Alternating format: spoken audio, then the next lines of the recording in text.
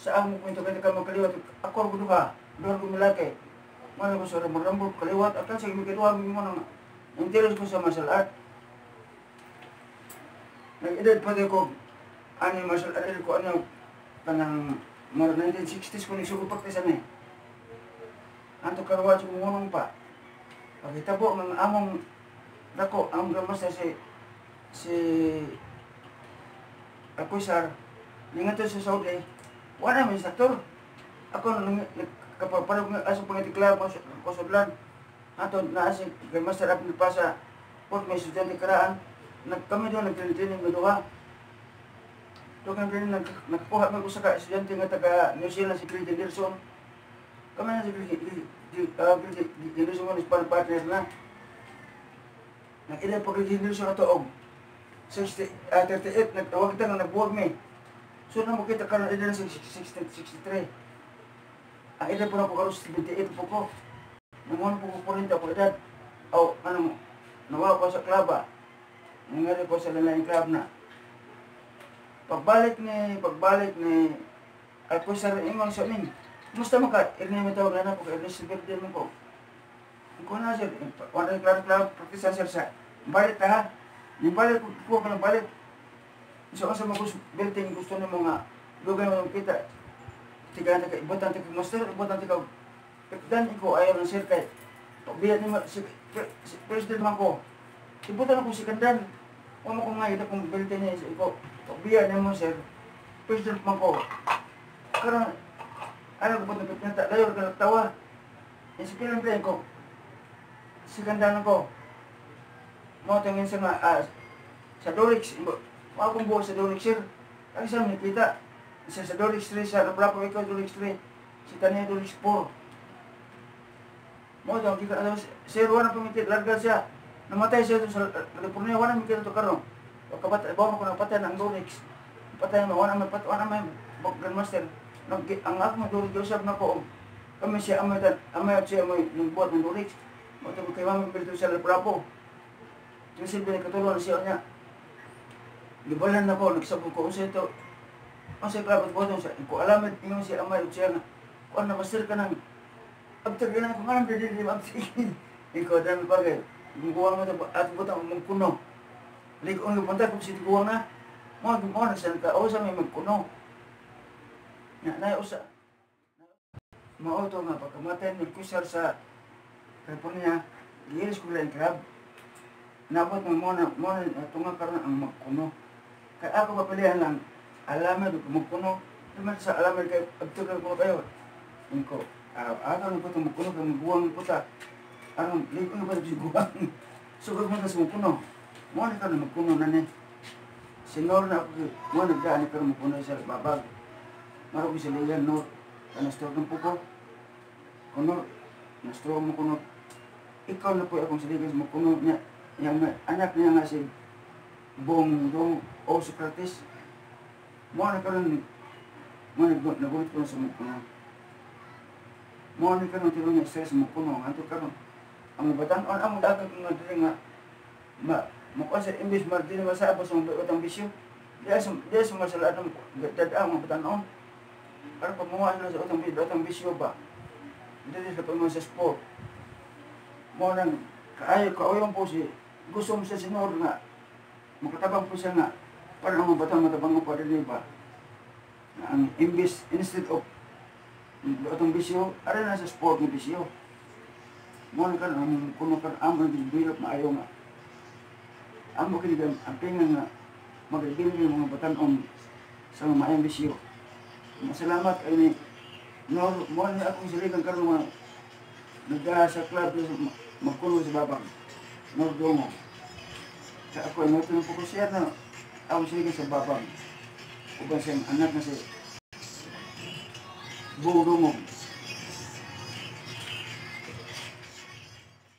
Pag nga magkuno sa side ni Supreme Grand Master Ernesto Berdin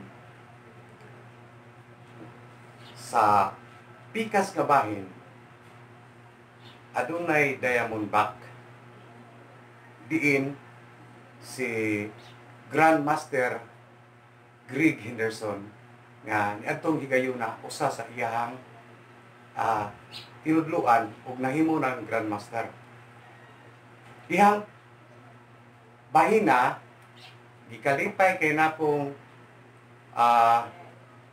pag-ayo nga si Supreme Grandmaster Ernesto Berdin nga iyang gitahas kanako ang magkuno Berdin.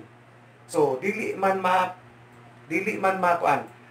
nato masipare tungod kay usara man ang principal, usara man ang pamaagi, gani kini si Supreme Grandmaster Ernesto Berdin paspas kusog mutudlo, pero adto ni Grandmaster Greg Henderson gihatagan og sakto tukma nga lison. So sa laing bahin nag-usa ang magkuno o Diamondback. Din ang magkuno sa atua dinhi sa Pilipinas mao ni kinagahian hardwood, kinagahian nga kahoy sa samang paagi. Ang Diamondback lig-on kana siya, dili na siya masayon-sayon pag bungkag bisan imuha na siya pigbason.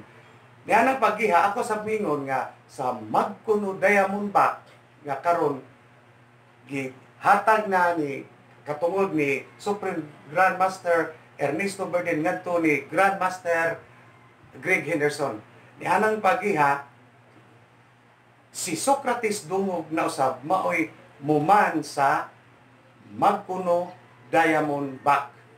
Sa naingon ang ganina ni Supreme Grandmaster Erning Berdin nga ako may gitahasan sa magkuno kaya para makatabang sa atong mga batanon, pero muingon na ganitag magkuno Diamondback way na gitahasan niana pagpanudlo isip chief instructor si Socrates Bong Dungog. Sa ako kung pagsugod po daning mata nga paugnat sa kusog, nagsugod ko sa edad nga 15, na impluwensyahan ko sa akong amahan nga mo'y unang estudyante ni SGM Ernesto Berdin. Pilay dagan sa panahon, naabot ang punto nga na-stroke na siya, o diha po may nagkita o nagkaila sa usa niya ka successor nga estudyante nga si J.M. Greg Henderson nga naa na siya sa Australia karon, ug siya ang silbing father of Filipino martial arts sa New Zealand. Sa experience na ko ni SJM Berdin, hatag siya sa iyang mga lesson. Sa gatong higayon na batanon pa kay ko, so murag wala pa gyud nag-mature ang akong skills. Pag abot sa punto nga na himamat na ako si Greg Henderson, dito na ko tanan na realize o nasabtan ang tanang lisod nga gihatag ni SJM Berdin. Kay si Greg Henderson aduna siya theory ug aktual. Mo na nagkuyog na yang duha ka mga prinsipyo, mo na nasabtan maayo sa estudyante. Dayon mao po na akong gisunod nga pamaagi na ay theory na apoy aktual nya. Ang gitugunan ni SJM Berdin gyud nga muda sa magkuno Diamondback Eskrima si J.M. Greg Henderson. So naa mo siya sa gawas, naa siya sa Australia.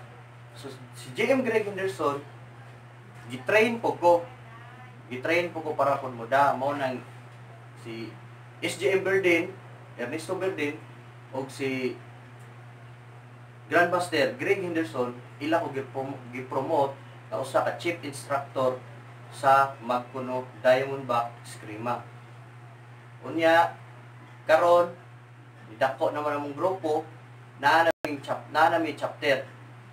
Mahoga ang magkuno Diamondback Lapu-Lapu chapter sa Australia pod naapoy 3 ka chapter. Magkuno Diamondback Cybertooth chapter, Bad Wolf nga chapter o Drop Bears. O maura to ang akong ikasulti. Yung ko aning paugnat sa kusog, kining matag sa paugnat sa kusog nga skrima.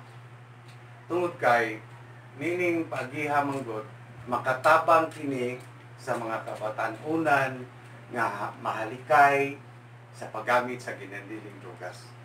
Instead nga ang ilang kinabuhi ma-focus ngadto sa kung interest sila sa ginandiling drugas, masayang mahinugon ang ilang kinabuhi. So nining pagiha sa maong paugna sa kusog nga skrima, ang batanon dili na musod sa gitawag nga paggamit pagpila sa kinilang drugas tungod kay ang ilang una kondisyon na ngadto sa paugna sa kusog. Yan ang pagiha gani kini akong tapad si Gerardo Selyote nalipay sa ko sa bahin kay ang iyahang mga kabataan aktibo usab sa pag-practice niini gani na himo na ning membro namo usab sa among club. O dukang niya na ako kusultihon si Socrates. Ang ako lang ikaminsahe sa tanang mga kabatanunan, suwayin ninyo o i-experience gid ninyo ang Filipino martial arts o gitawag nitong eskrima kay kaugalingon ato gini gikan sa Pilipinas o usa po ni sa atong kultura nga isip Pilipino. So nga nang tungura kami naghatag bubi o good influence para mahilayo sila sa mga ginadiling gimbuluhaton. Kay kami mag-seminar po mi o amo po may mangnuan ang makabatanunan sa matarong nga gibuhaton kini sayod ta nga ang martial arts naay disiplina o pagrespeto sa isig katawo. Suma pa ni J.M. Greg Henderson, no better, no worse.